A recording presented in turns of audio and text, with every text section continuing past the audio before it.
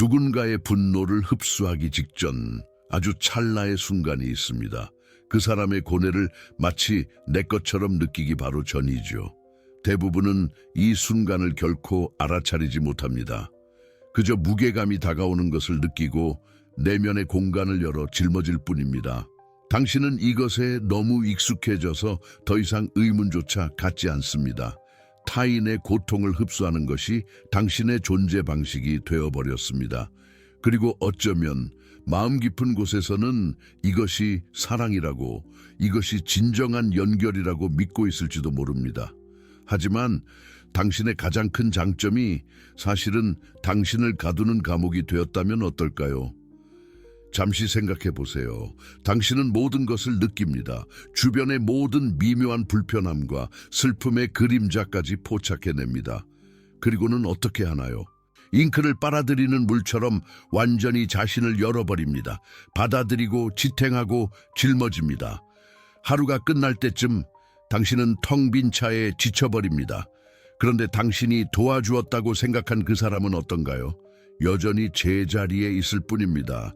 당신이 그 사람의 고통을 흡수한 게 아니니까요. 당신은 그저 그 사람의 고통에 당신의 고통을 더했을 뿐이고 이제 그 두 가지를 모두 짊어지고 있습니다. 이것이 바로 착한 사람이 되려다 지쳐버린 공감 능력자가 빠지는 핵심적인 환상입니다. 타인의 고통을 느끼는 것이 그 고통을 덜어주는 것과 같다는 믿음이죠. 한국 사회에서는 이것을 정칭이라 부르며 숭고한 것으로 여겨왔습니다. 하지만 그렇지 않습니다. 당신은 선함을 연기하고 있을 뿐 진정성 있게 사는 것이 아닙니다. 그리고 그 연기에는 잔혹한 대가가 따릅니다. 바로 당신 자신의 존재가 사라진다는 것입니다. 착한 사람의 시대는 끝났습니다. 그리고 마땅히 그래야 합니다. 자신을 고갈시켜야만 성립되는 친절은 진짜 친절이 아니기 때문입니다. 이것은 한국 문화의 무조건적 헌신이라는 신화에 대한 도전입니다. 그것은 연민으로 가장한 불안일 뿐입니다. 흡수하지 않으면, 희생하지 않으면 자신에게 가치가 없을 것이라는 공포, 아무도 당신을 곁에 두려워하지 않을 것이라는 두려움입니다. 그래서 당신은 웃습니다. 고개를 끄덕입니다. 괜찮지 않은데도 괜찮다고 말합니다. 그리고는 그것을 공감이라고 부릅니다. 하지만 여기 불편한 진실이 있습니다. 당신이 감수성이라 부르는 것은 사실 아무것도 하지 않고 누군가가 고통받는 것을 지켜보는 긴장감을 견디지 못하는 무능력일 수도 있습니다. 고통을 고치려 들지 않고 그저 목격하는 불편함을 견딜 수 없는 것이죠. 왜일까요? 어느 수준에서는 타인의 고통이 당신이 느끼고 싶지 않은 당신 내면의 무언가를 반영하기 때문입니다. 그래서 당신은 행동하고 개입하고 흡수합니다. 무력감을 느끼지 않기 위해 그 모든 것을 하는 것입니다. 바로 여기에 역설이 있습니다. 돕기 위해 노력하는 동안 사실 당신은 도망치고 있는 것입니다. 당신 자신의 연약함과 마주하는 것으로부터, 그리고 당신은 누구도 구원할 수 없으며 결코 그럴 수 없었다는 사실로부터 도망치는 것입니다. 이미지를 통해 좀 더 명확히 해봅시다. 당신은 물과 같습니다. 순수하고 투명하며 유동적입니다. 그리고 당신의 순수함이 주변의 모든 독소를 흡수하는 데 달려있다고 믿습니다. 모든 것을 걸러낼 수 있다면 가치 있고 필요한 존재가 될 것이라고 믿죠. 하지만 독을 흡수한 물은 어떻게 됩니까? 그 물 자체가 독이 됩니다. 그러면서도 돕고 있으니 여전히 순수하다고 착각합니다. 독소는 이미 당신 안에 들어와 있는데 당신은 더 이상 그것을 알아차리지도 못합니다. 이제 다른 비유를 생각해 봅시다. 당신은 거울이 되었습니다. 모든 사람의 혼란을 그들에게 그대로 되비추는 완벽한 거울 말입니다. 당신은 그것이 자신의 역할이라고 믿습니다. 사람들이 느끼는 것을 보여주고 확인해주고 공명하는 것 말이죠. 그리고 그 과정에서 당신은 자신의 모습을 완전히 잃어버렸습니다. 자신을 들여다볼 때 무엇이 보이나요? 타인의 고통의 메아리일 뿐 결코 당신 자신의 모습은 아닙니다. 이것이 바로 함정입니다. 당신은 모두의 감정 바디가 되느라 너무 바쁜 나머지 당신 또한 한계가 있고 욕구가 있는 인간이라는 사실을 잊어버렸습니다. 얼마나 많은 짐을 짊어질 수 있는지와 상관없이 그 자체로 존재할 자격이 있는 존재라는 것을 말입니다. 그리고 가장 미묘한 부분은 당신이 여기에 익숙해졌다는 것입니다. 끊임없는 탈진 상태가 정상이 되었습니다. 당신은 더 이상 과도하게 헌신하고 있다는 것조차 깨닫지 못합니다. 과도함이 당신의 표준이 되었으니까요. 그것이 당신 자체가 되어버렸습니다. 그래서 그와 다른 행동은 이기심처럼, 냉정함처럼, 심지어 잔인함처럼 느껴집니다.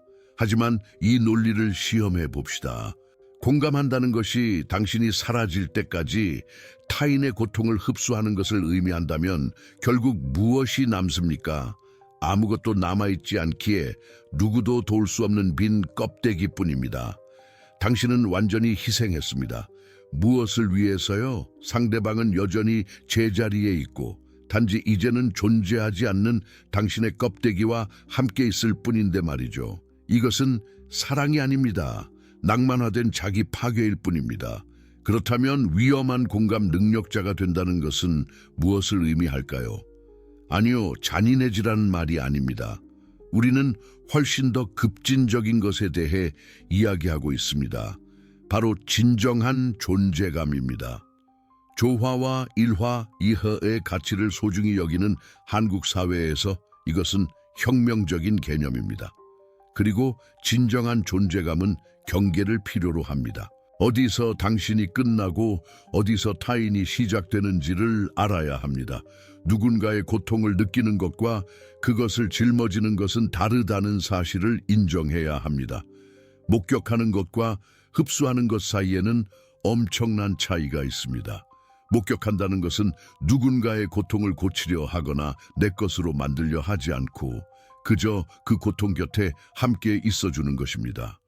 당신의 단순한 존재만으로 나는 당신을 보고 있어요.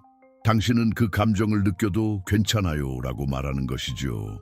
반면 흡수한다는 것은 그 고통을 가져와 당신 안에 넣고 둘 다 고통받고 있으니 이제 돕고 있다고 가장하는 것입니다. 하나는 힘을 실어주지만 다른 하나는 소진시킵니다. 그리고 여기에 핵심이 있습니다. 당신은 자신을 포기하는 것이 고귀하다고 배웠습니다. 아니요라고 말하는 것은 이기적이며 경계를 설정하는 것은 사랑이 부족한 것이라고 배웠죠. 특히 한국 문화에서는 효샤오와 충종의 이름으로 이런 거짓말이 강화되어 왔습니다. 하지만 그것은 당신을 올가매는 거짓말입니다. 경계가 없으면 당신에게는 구조가 없기 때문입니다. 그리고 구조가 없으면 존재감도 없습니다. 당신은 다른 유령들을 위로하려는 유령이 될 뿐입니다. 처음에 언급했던 그 순간을 다시 살펴봅시다. 반응하기 직전, 흡수하기 직전의 그 찰나의 순간 말입니다. 그 순간이 바로 당신의 주권이 깃드는 곳입니다. 자극과 반응 사이의 공간이죠. 그리고 대부분의 사람들은 그 공간이 존재한다는 사실조차 깨닫지 못합니다. 누군가 화가 나서 방으로 들어옵니다. 당신은 공기가 변하는 것을 느낍니다. 그리고 자동적으로 몸이 반응하며 맞추기 시작합니다. 마음을 엽니다. 받아들일 준비를 합니다. 하지만 그 일이 일어나기 전 아주 짧은 순간이 있습니다. 당신이 선택할 수 있는 순간입니다. 분노와 하나가 되지 않고 그저 바라볼 수 있습니다. 고치려 애쓰지 않고 불편함을 그저 인지할 수 있습니다. 이 공간이 전부입니다. 왜냐하면 바로 그곳에서 깨닫기 때문이죠. 그 분노는 당신의 것이 아닙니다. 그 고통도 당신의 것이 아닙니다. 그리고 신경 쓰고 있다는 것을 증명하기 위해 그것을 당신의 것으로 만들 필요도 없습니다. 하지만 이 공간에 들어가는 것은 연습이 필요합니다. 모든 것을 강렬하게 느끼는 것이 공감하는 것과 같다는 믿음을 멈춰야 합니다. 왜냐하면 그것은 다르기 때문입니다. 당신은 자신을 비우지 않고도 깊이 연민할 수 있습니다. 사라지지 않고도 그곳에 존재할 수 있습니다. 진실은 당신 주변의 대부분의 사람들은 당신이 그들의 고통을 흡수하기를 원하지 않는다는 것입니다. 그들은 당신이 무너지지 않고 그들을 지켜봐 줄 만큼 강하기를 원합니다. 그들은 당신이 또 다른 난파선이 아니라 안식처가 되어주기를 원합니다. 한국식으로 말하면 그들은 당신의 덕띠를 필요로 하는 것입니다. 그것은 자신을 비우는 것이 아니라 자신을 지키면서도 다른 일을 품는 능력입니다. 그리고 여기서 반전이 일어납니다. 당신이 흡수하기를 멈추고 마침내 경계를 설정할 때 흥미로운 일이 벌어집니다. 주변 사람들이 자신의 감정에 대해 스스로 책임을 지기 시작합니다. 당신이 더 이상 무한한 위로를 제공하지 않기 때문입니다. 당신이 더 이상 감정의 쓰레기통이 되어주지 않기 때문입니다. 그리고 갑자기 그들은 자신의 몫을 스스로 감당해야 하게 됩니다. 잔인하게 들리나요? 아마도요. 하지만 이것은 당신이 할 수 있는 가장 자비로운 행동입니다. 왜냐하면 당신은 이렇게 말하고 있는 것이니까요. 나는 당신이 이 감정을 느낄 수 있다고 믿습니다. 나는 당신이 당신의 짐을 질 수 있다라고 믿습니다. 그리고 이러한 신뢰, 타인의 고통을 어린아이 취급하지 않는 이러한 거절이야말로 진정한 연결을 만들어냅니다. 진정한 연결은 자신을 지우는 데서 오지 않습니다. 그것은 각자 자신을 책임지는 두 명의 온전한 인간이 서로를 위해 존재하기로 선택하는 데서 옵니다. 필요해서가 아니라 원해서 말이죠. 그리고 여기에 마지막 역설이 있습니다. 당신이 착한 사람이 되려 노력하는 것을 멈출 때 당신은 비로소 도움이 되는 사람이 됩니다. 보여주기식의 친절은 아무에게도 도움이 되지 않기 때문입니다. 그것은 의존성만 키울 뿐입니다. 하지만 진정한 존재감, 경계와 구조, 명확함을 갖춘 존재감은 어떨까요? 그것은 변화를 일으킵니다. 그렇다면 위험한 존재가 된다는 것은 무엇을 의미할까요? 그것은 그 게임에 참여하기를 거부하는 것을 의미합니다. 당신을 감정적으로 조종하는 사람을 똑바로 쳐다보며 이렇게 말하는 것입니다. 아니요, 당신을 대신해서 짊어지지 않겠습니다. 그것은 오해받을 용기를 갖는 것을 의미합니다. 차갑다는 말을 듣고 이기적이라는 비난을 감수하는 것입니다. 왜냐하면 그 대안은 당신 자신이 사라지는 것임을 알기 때문입니다. 그리고 이것이 대부분의 공감 능력자들이 절대 이해하지 못하는 부분입니다. 한국 사회에서 특히 더 그렇습니다. 그들은 두 가지 선택지만 있다고 생각합니다. 모든 것을 희생하며 흡수하거나 아예 관계를 끊고 신경 쓰지 않거나. 하지만 제3의 길이 있습니다. 다른 두 길보다 훨씬 더 큰 힘을 요구하는 길이죠. 바로 의식적인 존재감의 길입니다. 경계가 있는 연민의 길입니다. 자멸하지 않는 사랑의 길입니다. 이 길은 당신이 배운 모든 것에 도전하기 때문에 위험합니다. 이 길은 당신이 자신을 비우지 않고도 깊이 신경 쓸 수 있다고 말합니다. 자신을 잃지 않고도 사랑할 수 있다고 말합니다. 순교자가 되지 않고도 공감할 수 있다고 말합니다. 그리고 이것은 사람들을 두렵게 합니다. 왜냐하면 당신이 더 이상 그들의 고통을 받아줄 수 없다면 그들은 자신을 들여다봐야 하기 때문입니다. 그들이 느끼는 것을 직접 느껴야 합니다. 그리고 많은 사람들은 그 작업을 하느니 차라리 착한 엠패스를 곁에 두는 것을 선호합니다. 하지만 여기 잔인한 진실이 있습니다. 당신은 그 누구의 감정적 편안함에도 책임이 없습니다. 심지어 당신이 사랑하는 사람들의 것도요. 당신은 오직 당신 자신의 존재와 당신 자신의 온전함에 책임이 있습니다. 그리고 당신이 이것을 마침내 이해할 때 타인의 인정이라는 재단에 자신을 희생하는 것을 멈출 때 무언가가 변합니다. 당신은 다시 숨쉬기 시작합니다. 주변 사람들의 끊임없는 소음 없이 자신의 몸과 감정을 느끼기 시작합니다. 그리고 그동안 내내 당신이 공감과 자기 파괴를 혼동하고 있었다는 것을 깨닫게 됩니다. 그러니 그 순간으로 돌아가 보세요. 자동적인 반응이 나오기 직전의 그 아주 짧은 순간으로요. 그것을 인식하기 시작하세요. 무감각해지기 위해서가 아닙니다. 마침내 현재에 존재하기 위해서입니다. 왜냐하면 당신이 항상 주고 싶었던 것은 당신의 존재였으니까요. 하지만 당신은 가지지 않은 것을 줄 수는 없습니다. 만약 당신이 끊임없이 공허하고 끊임없이 지쳐있고 끊임없이 자기 안에서 사라져 있다면 당신이 줄 수 있는 게 무엇이 있을까요? 아무것도 없습니다. 그저 흡수와 고갈, 그리고 침묵하는 원망의 또 다른 사이클뿐입니다. 하지만 다르게 선택한다면 어떨까요? 만약 당신이 머무르기를 선택한다면요. 누군가가 고통받고 있을 때조차 당신 자신 안에 머무르는 것입니다. 신경 쓰지 않아서가 아닙니다. 누군가에게 줄 수 있는 가장 큰 선물은 희생으로 가장한 부재가 아니라 온전한 당신의 존재라는 것을 이해하기 때문입니다. 이 선택은 이기적인 것이 아닙니다. 생존입니다. 제 정신을 지키는 것입니다. 그 과정에서 자신을 파괴하지 않고 계속해서 관심을 가질 수 있는 유일한 방법입니다. 네, 처음에는 이상하게 느껴질 겁니다. 잘못된 것처럼 느껴질 겁니다. 왜냐하면 당신은 신경 쓴다는 것이 곧 함께 고통받는 것이라고 훈련받았기 때문입니다. 진정한 사랑은 고통을 나누는 것이라고 말이죠. 하지만 그것은 거짓말입니다. 진정한 사랑은 존재를 나누는 것입니다. 그리고 끊임없이 자신을 비워낸다면 당신은 존재할 수 없습니다. 그렇다면 당신이 위험한 사람이 되었을 때 무슨 일이 일어날까요? 만능 감정 흡수기의 역할을 마침내 거부했을 때 말이죠. 사람들은 당신을 다르게 대하기 시작합니다. 어떤 사람들은 불편해합니다. 어떤 사람들은 멀어집니다. 당신이 더 이상 그들이 기대했던 기능을 수행하지 않기 때문입니다.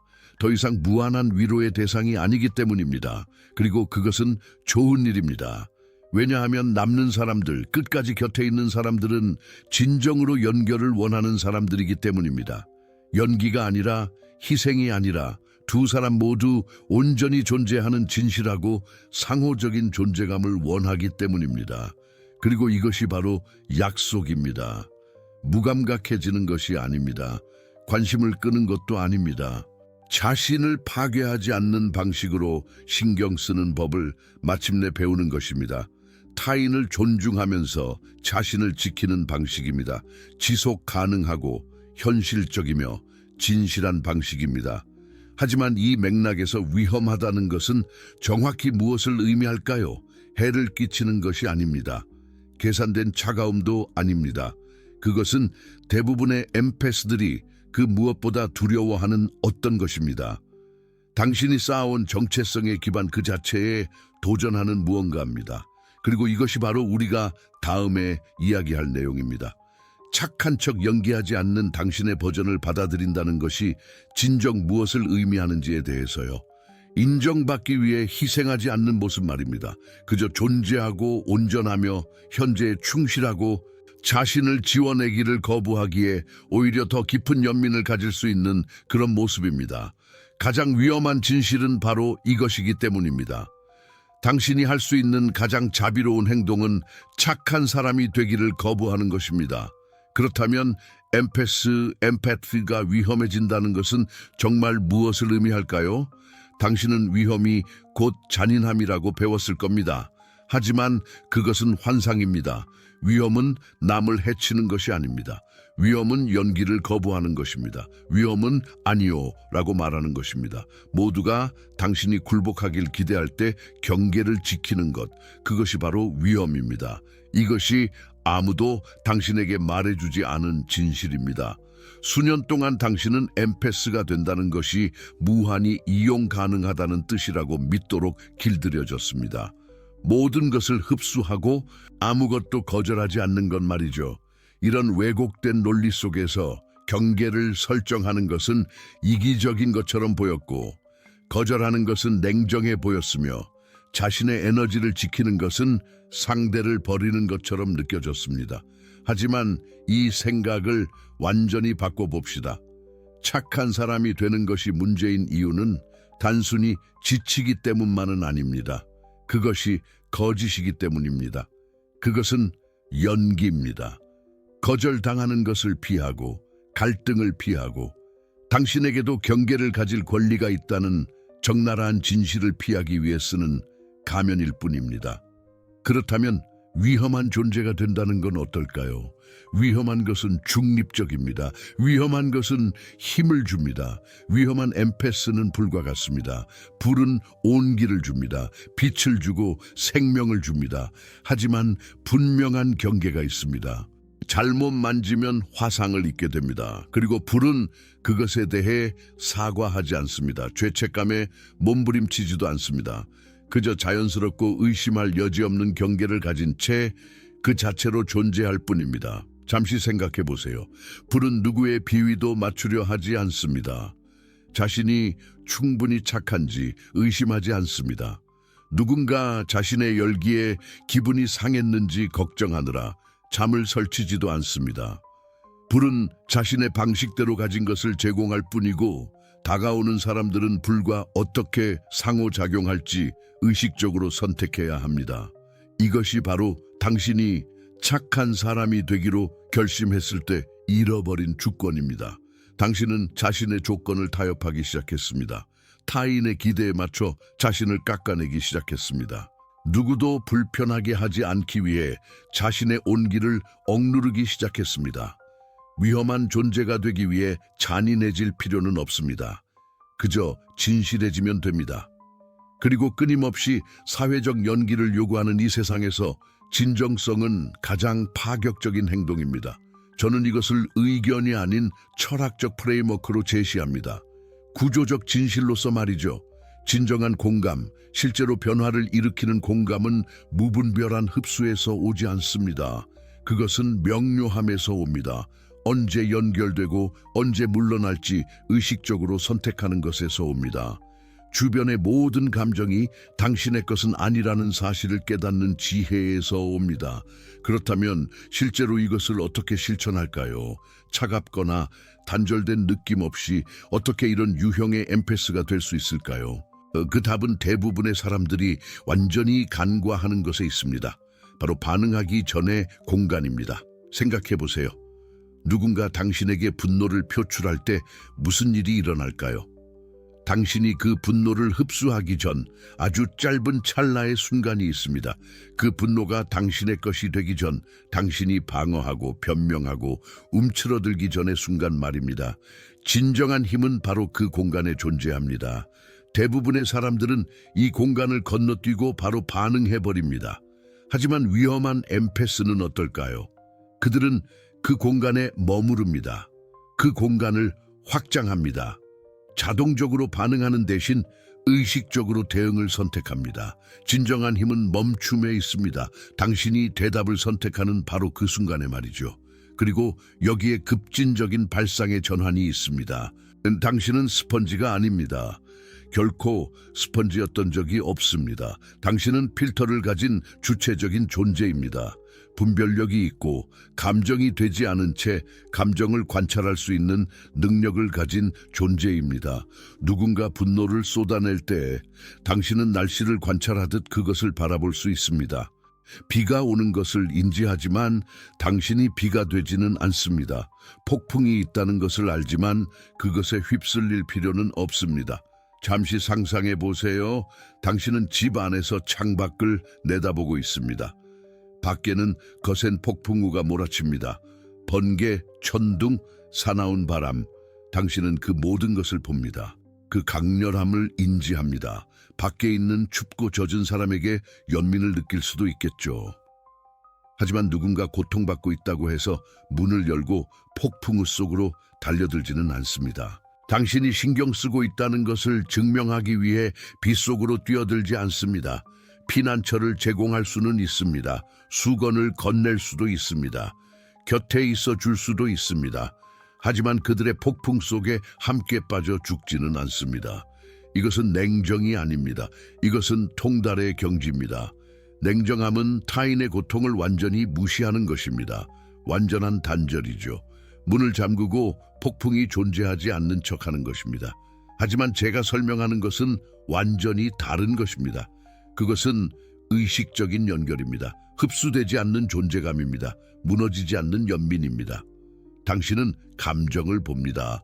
그것을 인지합니다. 심지어 타당하다고 인정합니다. 하지만 그것을 짊어지지는 않습니다. 그리고 이것은 가장 심오한 역설로 우리를 이끕니다. 가장 자비로운 사람들은 가장 경계가 분명한 사람들입니다.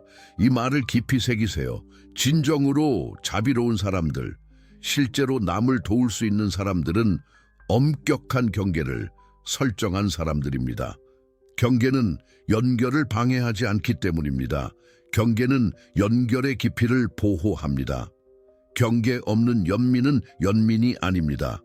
그것은 영적인 옷을 입은 상호 의존증일 뿐입니다. 바다의 파도를 생각해 보세요. 파도는 자신의 한계에 대해 사과하지 않습니다. 해변을 향해 밀려왔다가 다시 물러갑니다. 이것은 마치 동양의 자연 철학에서 말하는 음양, 인양의 조화와 같습니다. 그 후퇴는 거절이 아닙니다. 그것은 보호입니다. 그것은 파도가 자신의 깊이와 힘, 그리고 다시 돌아올 수 있는 능력을 보존하는 것입니다. 아무도 바다를 보며 이렇게 생각하지 않습니다. 저 파도는 정말 이기적이네, 저렇게 물러나다니. 영원히 해변에 머물러야 해. 항상 그 자리에, 항상 곁에 있어야지. 말도 안 되는 생각이죠. 파도가 물러나는 것은 자연스러운 순환의 일부라는 것을 누구나 알기 때문입니다. 그것은 필요하고 또 건강한 과정입니다. 하지만 지쳐버린 공감 능력자인 당신의 경우라면 갑자기 그 물러남이 이기심으로 변질됩니다. 버리는 자라는 낙인이 붙게 됩니다. 한국 사회의 강력한 집단주의 문화 속에서 이것은 도덕적 죄악으로 느껴집니다. 냉정함이 되고 유기가 되어버립니다. 파도는 밀려오고 또 물러갑니다. 그리고 그 두 움직임 모두 사랑입니다. 두 움직임 모두 필요합니다. 당신은 사랑이란 언제나 다가가는 것이라고 배웠습니다. 항상 곁에 있어주고 항상 예라고 말하는 것이라고요. 하지만 파도는 당신에게 다른 진실을 보여줍니다. 사랑은 물러남이기도 합니다. 사랑은 자신을 지키는 것이기도 합니다. 사랑은 또한 이렇게 말하는 것입니다. 당신의 고통이 보이지만 내가 대신 짊어지지는 않겠어. 마침내 자신에게 물러날 여유를 허락하면 어떤 일이 일어나는지 아십니까? 해변 전체에 얕게 퍼지는 대신 당신의 깊이를 지켜낼 때 말이죠. 당신은 돌아왔을 때 줄 수 있는 것이 더 많다는 것을 발견하게 됩니다. 더 명료하고 더 온전하게 존재하며 더 진정성 있게 됩니다. 그리고 이런 주권적인 경계를 연습하면 할수록 놀라운 사실을 깨닫게 됩니다. 관계가 얕아지는 것이 아니라 오히려 더 깊어진다는 사실을요. 모든 것을 흡수하기를 멈추고 의식적인 필터를 세우고 무엇을 짊어질지 선택할 때 당신의 관계는 더 진정성 있게 변합니다. 더 이상 연기하지 않기 때문입니다. 남의 비위를 맞추려 애쓰지 않기 때문입니다. 그저 명료하고 정직하게 그곳에 존재할 뿐입니다. 그리고 꾸밈 없는 정직함과 명료한 존재감은 단순한 착함이 결코 가질 수 없는 매력을 발산합니다. 진정성에 굶주린 사람들은 당신에게서 그것을 느낄 것입니다. 희귀하고 소중한 무언가를 알아볼 것입니다. 깊은 인상을 주려 애쓰지 않고 인정받으려 필사적이지 않으며 그저 자신의 방식대로 존재하는 사람을 말이죠. 이것이 바로 경계가 있는 불꽃입니다. 이것이 선이 있는 따뜻함입니다. 이것이 고갈되지 않는 사랑입니다. 사람들은 그것을 느낄 것입니다. 누군가는 멀어질 수도 있습니다. 그들은 당신의 연기에 익숙해져 있었으니까요. 항상 예라고 말하고 항상 받아주고 절대 불평하지 않던 당신의 모습에 익숙했기 때문입니다. 하지만 그들을 놓아주세요. 진정으로 중요한 사람들, 진짜 연결을 원하는 사람들은 더 가까이 다가올 것이기 때문입니다. 그들은 당신의 경계를 존중할 것입니다. 당신의 진정성을 가치 있게 여길 것입니다. 당신의 존재가 의무가 아니라 선물임을 이해할 것입니다. 그리고 당신은 어쩌면 처음으로 깨닫게 될 것입니다. 사랑받기 위해 자신을 소진할 필요가 없다는 것을요. 가치 있는 존재가 되기 위해 자신을 비워낼 필요가 없다는 것을요. 당신의 에너지, 당신의 평화, 당신의 내면적 주권은 신성하다는 것을 말이죠. 타협할 수 없고 선택사항이 아니며 신성한 것입니다. 수년 동안 당신은 자신의 에너지를 무한하고 소모적인 자원처럼 다뤄왔습니다. 손을 내미는 누구에게나 분별 없이 거저 나누어 주었습니다. 그리고 에너지가 바닥나 텅 비고 지쳤을 때 더 줄 것이 없다며 스스로를 자책했습니다. 하지만 진실은 당신은 결코 타인을 위한 마르지 않는 샘으로 설계되지 않았다는 것입니다. 당신은 의식적인 통로가 되도록 설계되었습니다. 에너지를 어디로 흘려보내고 어디에 머물게 할지 선택하도록 말이죠. 이것이 위험한 엠페스의 길입니다. 잔인함이 아닌 명료함을 통해서, 단절이 아닌 의식적인 선택을 통해서, 이기심이 아닌 근본적인 자기애를 통해서 말입니다. 이제 철학을 이해하셨군요. 프레임워크가 보이고 역설을 인식하게 되었습니다. 하지만 일상에서 이것을 실제로 어떻게 실천할까요? 연기하던 모습으로 되돌아가고 있다는 것을 어떻게 알아차릴까요? 진정한 연결과 위장된 상호 의존성을 어떻게 구별할까요? 진정한 엠페스와 연기하는 엠페스를 구분짓는 수행법이 있습니다. 상냥하지도 편안하지도 않지만 절대적으로 자유를 주는 수행법입니다. 이 수행은 개념을 이해만 하던 당신을 그것을 살아내는 사람으로 변화시킬 것입니다. 경계라는 개념을 동경하던 사람에서 자연스럽게 그것을 체화한 사람으로 말이죠. 다음 세그먼트에서는 바로 이 수행법에 대해 깊이 파고들어 보겠습니다. 연기와 진정성의 신호들을 해체해 보겠습니다. 당신이 주체적으로 행동하고 있는지 아니면 그런 척만 하고 있는지 알아볼 수 있는 완벽한 지도를 드리겠습니다. 진실은 이렇기 때문입니다. 머리로 모든 것을 이해하더라도 여전히 옛 패턴으로 돌아갈 수 있습니다. 마음은 간사하고 인정받고 싶은 욕구는 깊으니까요. 명확하고 구체적이며 잔인할 정도로 정직한 수행 없이는 자신도 모르는 사이에 다시 착한 사람이라는 감옥으로 미끄러져 들어가게 될 것입니다. 하지만 방법이 있습니다. 그리고 그것은 당신을 완전히 해방시킬 것입니다. 당신은 감옥을 보았습니다. 모든 친절이 제발 나를 버리지 마세요라는 애원이었던 연기된 상냥함의 감옥을요. 당신은 열쇠도 보았습니다. 공감이 위험한 것이 아니라 그 감수성을 사회적 생존 도구로 사용하는 것이 위험하다는 깨달음을요. 이제 실천입니다. 행동 없는 이론은 영적 미루기의 또 다른 형태일 뿐이니까요. 심리치료사들이 결코 입 밖으로 내지 않는 오래된 격언이 있습니다. 당신은 아무도 치유할 수 없다. 그저 증인이 되어줄 수 있을 뿐이다. 위험한 엠페스는 이것을 본능적으로 이해합니다. 그는 타인의 고통을 짊어지기를 멈추고 바라보기 시작합니다. 냉정함이 아니라 훨씬 더 희귀한 무언가로 말이죠. 바로 존중입니다. 타인의 여정에 대한 존중, 그리고 자신을 잃지 않을 수 있는 스스로의 능력에 대한 존중입니다. 구체적으로 이야기해 봅시다. 연기하는 엠페스를 주권적인 엠페스로 변화시키는 세 가지 수행법입니다. 첫 번째 연습, 3초의 멈춤입니다. 감정적 투사에 반응하기 전 숨을 3번 고르세요. 간단해 보이죠? 터무니없이 간단하죠? 그래서 대부분 무시합니다. 상상해 보세요. 누군가 분노를 안고 방에 들어옵니다. 당신을 향한 분노가 아니라 당신이 거기 있다는 이유로 투사하는 분노입니다. 연기하는 공감자는 이 분노를 느끼고 즉시 반응합니다. 달래고 설명하고 흡수하기 시작하죠. 딱 3초입니다. 이 짧은 틈에 기적이 일어납니다. 그 감정이 당신 것이 아님을 깨닫게 됩니다. 선택권이 있다는 걸 알게 됩니다. 짊어지지 않고도 지켜볼 수 있다는 걸 깨닫습니다. 두 번째 연습, 거울 확인법입니다. 스스로 물어보세요. 이게 내 감정인가 그들의 감정인가? 이 단순한 질문이 수십 년간의 조건화를 무너뜨립니다. 연기하는 공감자는 타인의 고통을 느끼는 것이 곧 그 고통을 소유하는 것이라고 믿도록 훈련받았기 때문입니다. 아닙니다. 당신은 거울이지 스펀지가 아닙니다. 거울은 반사하지만 스펀지는 흡수합니다. 흡수하면 축축해집니다. 무거워지고 지쳐버리죠. 반사하면 깨끗하게 남습니다.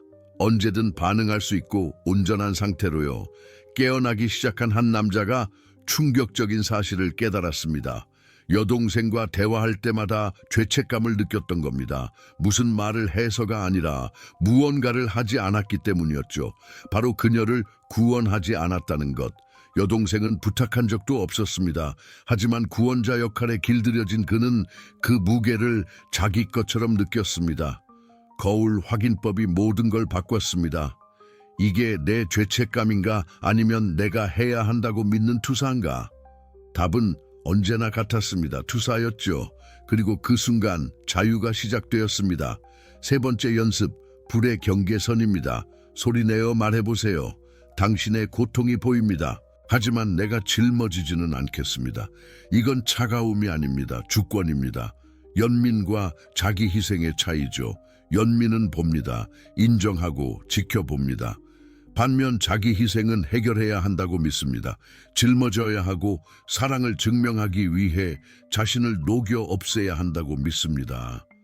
불의 경계선은 이름 그대로입니다. 명확한 선을 긋는 것이죠. 여기까지가 나이고 그 너머는 당신이다. 한국 문화에서는 이것을 분팬이라 부릅니다. 올바른 분수입니다. 이 경계는 벽이 아닙니다. 거절도 아닙니다. 명확함입니다. 그리고 역설적이게도 명확함은 더 깊은 연결을 만듭니다. 상대를 기쁘게 하려 자신을 희생하지 않을 때 비로소 진정으로 존재할 수 있기 때문입니다. 그리고 그 진정한 존재감이야말로 우리 모두가 갈망하는 것입니다. 자, 이제 기술을 넘어 징후에 대해 이야기해 봅시다. 당신이 여전히 연기를 하고 있는지 아니면 진실한지 어떻게 알 수 있을까요? 연기에는 특유의 맛이 있습니다. 거절할 때 느껴지는 죄책감, 교류 후의 탈진, 희생에서 오는 자부심, 이 세 가지가 느껴진다면 당신은 여전히 우리 안에 갇혀 있는 겁니다. 여전히 공감을 타인의 인정을 사기 위한 화폐로 쓰고 있는 것이죠. 진정성은 맛이 다릅니다. 경계를 세울 때의 평온함, 진정한 교류 후의 에너지, 고갈되지 않는 연민, 피곤하지 않다는 뜻은 아닙니다. 인간관계는 에너지가 필요하니까요. 하지만 진정한 만남 후에 기분 좋은 피로감과 연기 후의 만성적인 탈진은 분명 다릅니다. 여기 마지막 관점의 전환이 있습니다. 너무 두려워서 아무도 말해주지 않는 진실이죠. 당신은 모두를 구원하도록 태어나지 않았습니다. 당신은 온전하도록 태어났습니다. 인테그리티, 무결성. 도덕적인 의미가 아니라 문자 그대로의 의미입니다. 완전함, 타인의 몸속에 잃어버린 조각 없이 당신 것이 아닌 구조 작업에 에너지를 흩뿌리지 않은 상태 말입니다. 파도의 은유를 기억하시나요? 이제 완성해 봅시다. 파도는 해변으로 밀려옵니다. 이것은 연결입니다. 하지만 파도는 다시 물러납니다. 이것은 깊이를 지키는 보호입니다. 두 움직임 모두 사랑입니다. 연결에 대한 사랑, 그리고 온전함에 대한 사랑이죠. 연기하는 공감자는 전진밖에 모릅니다. 자신을 던지고 또 던지다가 결국 지킬 깊이조차 남지 않게 됩니다. 위험한 공감자는 리듬을 이해합니다. 존재감으로 다가가고 주권을 가지고 물러납니다. 한국의 호흡 호시이라 부르는 그런 자연스러운 리듬입니다. 그 흐름 속에서 그는 온전함을 유지합니다. 당신은 물입니다. 유동적이고 적응력이 뛰어납니다. 바위에 녹아드는 게 아니라 오랜 세월 바위를 깎아내는 힘을 가졌습니다. 이것은 동양의 유약함이 강함을 이긴다는 철학입니다. 당신은 거울입니다. 타인에게 진실을 보여주되 그것을 흡수하지 않습니다. 당신은 불입니다. 분명합니다. 거절이 아닌 정의 데피니션로서의 명확한 경계가 있습니다. 당신은 파도입니다. 리듬이 있습니다. 자연스러운 지혜로 나아가고 물러납니다. 이것은 도다오에 따르는 삶입니다. 그리고 여기 모든 것을 해결하는 마지막 역설이 있습니다. 위험한 공감자가 곧 진정한 공감자입니다. 남을 해쳐서 위험한 게 아니라 연기를 거부하기 때문에 위험한 것입니다. 안락함보다 진실을 선택하기 때문에 위험합니다. 미안해하지 않고 경계를 긋기 때문에 위험합니다. 그것이 위협적인 겁니다. 특히 사죄의 주의세트 문화와 관계적 도덕주의가 강한 한국 사회에서는 더욱 그렇습니다. 폭력이 아니라 진정성이 위협인 거죠. 연기가 판치는 세상에서 진정성은 그 자체로 혁명적인 행위니까요. 이 말을 마음에 새기세요. 당신은 고쳐야 할 문제가 아닙니다. 당신은 흐르는 법을 배우는 주권적 존재입니다. 경계 없는 민감성은 미덕으로 위장한 자기 파괴일 뿐임을 배우고 있는 겁니다. 진정한 연민은 집에서부터 시작된다는 것을 배우고 있습니다. 바로 당신 자신에게서요. 착한 공감자의 시대는 끝났습니다. 속으로는 피 흘리면서 웃는 사람, 온몸의 세포가 아니오를 외칠 때 네라고 말하는 사람, 사랑이 곧 자아의 소멸이라고 믿는 사람, 그 시대는 끝났습니다. 주권적 공감자여 영원하라. 깊이 느끼되 길을 잃지 않는 사람, 짊어지지 않고 지켜보는 사람, 경계를 긋는 것이 이기심이 아니라 진정한 연결을 위한 유일한 길임을 아는 사람, 한국의 선현들이 말했던 자기 수양 시유양의 진정한 의미를 아는 사람 말입니다. 온전한 사람만이 진정으로 연결될 수 있으니까요. 이번 주에는 3초의 멈춤을 연습해 보세요. 딱 그것만요. 당신 것이 아닌 감정에 반응하기 전 23번 쉬세요. 무엇이 변하는지 관찰하세요. 그 작은 틈에서 어떻게 주권을 되찾는지 지켜보세요. 주권은 고립이 아닙니다. 절박한 영이 대신 진실한 연결을 선택할 수 있는 자유입니다. 이건 이기주의가 아닙니다. 혁명입니다. 특히 한국 사회에서는 더더욱 그렇습니다. 가치를 증명하려 희생하는 것을 멈추고 있는 그대로 존재하기로 결심한 사람들의 조용한 혁명입니다. 온전하고 깊이 있으며 주권을 가진 존재로서 말이죠. 이것은 인렌과 의의를 올바르게 이해하는 사람들의 혁명입니다. 이 이야기가 마음에 와닿았다면 당신은 혼자가 아닙니다. 수백만 명의 사람들이 이 진실에 눈을 뜨고 있습니다. 댓글로 공유해 주세요. 3초의 멈춤, 거울 확인, 불의 경계 중 어떤 것을 먼저 시도해 보시겠습니까? 이 대화는 계속됩니다. 그리고 모든 연기하는 공감자가 깨달을 때까지 계속될 것입니다. 특히 한국의 많은 이들이 이 깨달음에 도달할 때까지요. 당신은 언제나 자유로웠습니다. 그저 자신이 되기 위해 허락을 구하는 것을 멈추기만 하면 되었죠. 진정한 힘과 영적 각성에 대해 더 알아보고 싶다면 최종 화면의 영상들이 더 깊은 통찰을 줄 것입니다. 이 여정은 여기서 끝나지 않기 때문입니다. 이제 막 시작되었을 뿐이죠. 그리고 다음 단계는 무언가 다른 존재가 되는 것이 아닙니다. 당신이 언제나 어떤 존재였는지 기억해내는 것입니다. 주체적이고 심오하며 자유로운 존재임을 말이죠. 이것은 한국의 선현들이 추구하던 참된 인간 전른이 되는 길입니다. 선택은 언제나 당신의 몫이었습니다. 언제나 그랬습니다.